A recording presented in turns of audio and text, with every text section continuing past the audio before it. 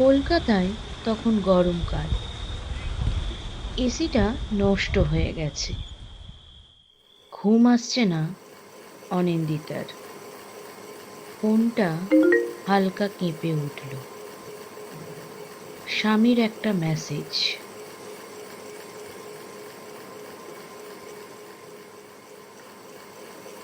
আয়নার সামনে দাঁড়িয়ে অনিন্দিতা শাড়ির আঁচলটা ঠিক করলো।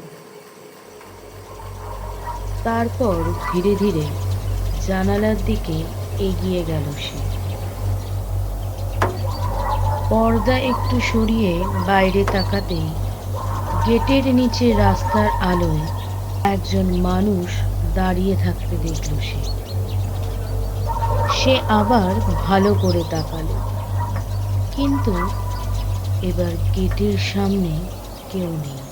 হয়তো ভুলই দেখেছে ভেবে অনিন্দিতা আবার নিজের কাজে ফিরে গেল। গরমে বিরক্ত হয়ে সে দ্রুত স্নান করল।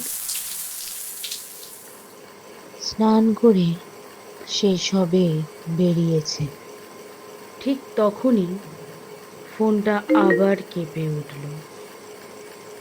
অচেনা একটা মেসেজ।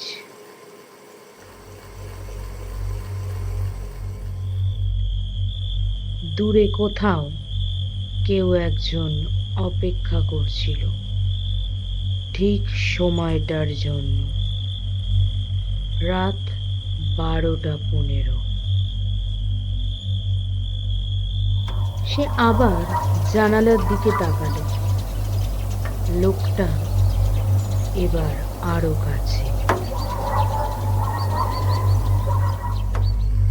ভয়ে সে ফোন করতে গেল, কিন্তু ফোনটা হঠাৎই কাজ করা বন্ধ করে দিল।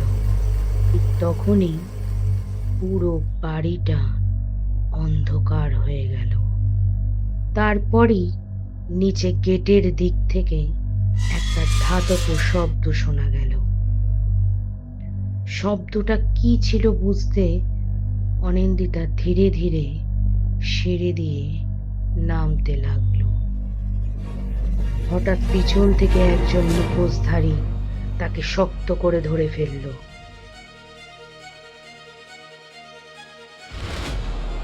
ভয়ে ছটপট করতে গিয়ে তার পা পিছলে গেল। আর ঠিক তখনই লোকটা অন্ধকারে মিলিয়ে গেল। অন্ধকারের মধ্যে হঠাৎ একটা লাল আলো নড়ে উঠল। সে তখনও বুঝতে পারেনি আজ রাতে তাকে লক্ষ্য বানানো হয়েছে।